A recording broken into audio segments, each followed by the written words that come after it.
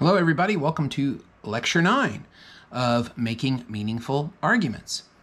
Now, you've seen all kinds of tools and tips and ways to think about argument in this course.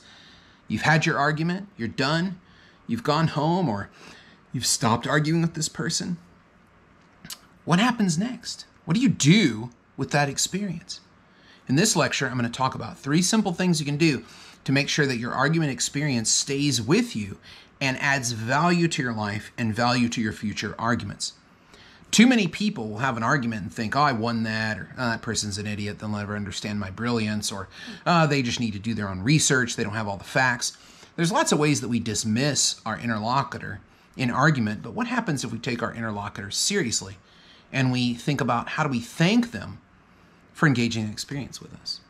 I think we should thank our interlocutors for arguing with us. Remember, back in lecture 2 and 3, I talked about Douglas Enninger's idea that argument and the ability to argue and the choice to argue with somebody is the clearest articulation of human rights that we have as human beings that we can do individually for each other.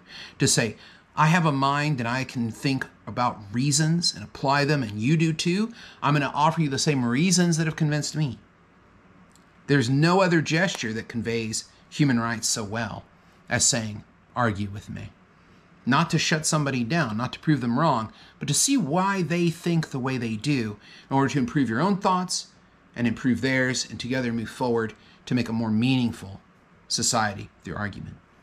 So, argument's over. What do you do to make sure this experience influences your thinking? Well, 3 simple things. Review, research, and reiterate. The 3 R's of post-argumentation. Let's look at review first. Here are the questions that you need to ask yourself as you're reviewing that argument. Now, you might want to wait a little bit. Argument can get kind of heated. Emotions can get a little tumultuous. This is why people don't like argument. They try to avoid it, or why people say we should have a discussion instead. These are natural parts of this discourse. It's going to happen that if you care about something, you're going to express emotions as you argue about it. It's just part of the way it goes. And I think that it's not something to be afraid of. I think we're afraid of it because we're just uncomfortable with it. But here's some things to do after you've had that argument. Maybe you want to wait a little bit, but think about these questions. What was missing that, if it were present, would have improved the quality of the argument? This could be anything at all. A friend, or a source, or a more detailed information about where that quote came from.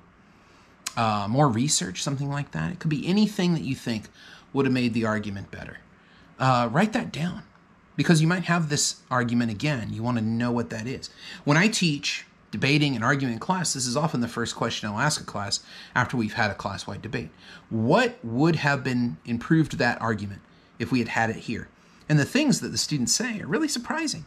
But all these things matter, whether they're material conditions, pieces of evidence, or a more friendly, less aggressive speaking style. All these things matter because what they do is they help us find handholds and continue our climb up that rock wall face, as I talked about a couple of lectures ago. Very important to keep in mind. What points or parts made me feel the most uncomfortable? Feeling uncomfortable doesn't necessarily mean you're wrong, but it's our body's way of telling us that we're not quite prepared for whatever happened in that part of the argument. This can mean that one needs to go and look at your views again, maybe read a little bit more, watch a few more videos from experts and see what's out there. But it also might mean that perhaps you're right, but you're not sure why, which might be worse than being wrong. If you're right and you can't explain it too well, it makes you uncomfortable to explain it, do some work to find out how you can explain it to different people from different walks of life. You'll be very glad you did. And what things did my interlocutors say that were surprising or unexpected? These can often be places where you can really look into and take a list of those and say, wow, I was surprised by that. I'm not let that going to happen again.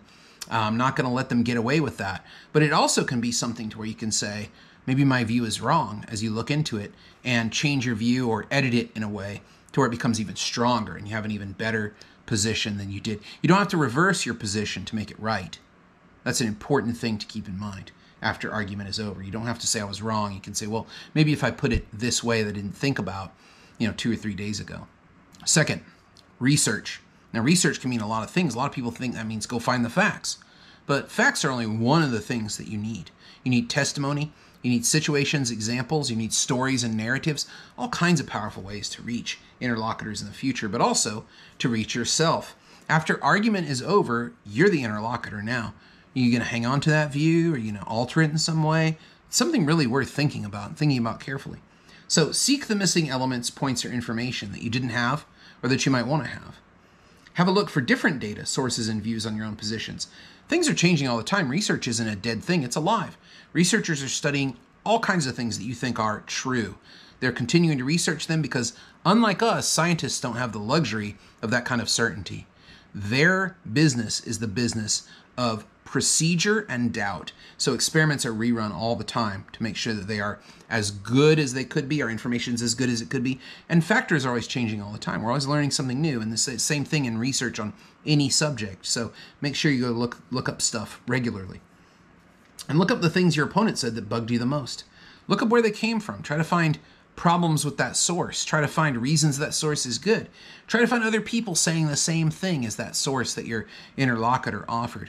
There's lots of things you can do there, and research is often something that you got to do almost every day, like going to the gym, if you're really interested in argument as a part of your life.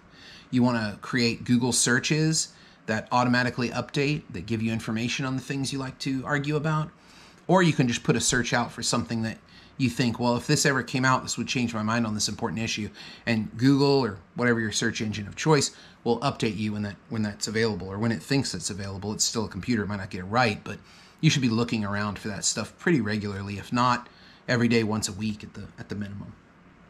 Finally, reiteration. You always want to try to have that argument again, just to be able to do it differently, to see what will come out if you express it differently. Maybe it's the same person, maybe not, but you want to look for chances to kind of reiterate your position and move forward with it. So consider how to state your claim or your argument differently. This doesn't mean change it. This means, what are the different ways I could articulate this, or could I have articulated this in this argument to provide even more benefit to us, to move our argument forward and to understand more where we're coming from, or most importantly, to understand why I feel the way that I feel. Consider what another situation would be like. What if you were arguing outside? What if you were arguing at the bar? What if you were arguing in a conference room or in your house? All these things can help you think about reiteration. You never want to just think, well, there's a place and a time for argument. Arguments break out all the time.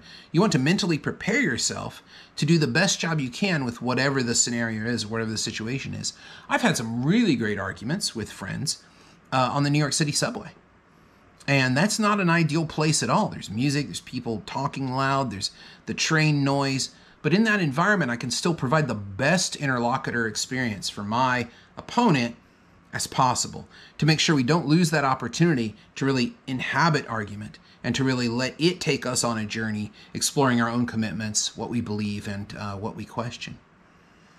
And what could you add or take away to maximize opportunity for discourse?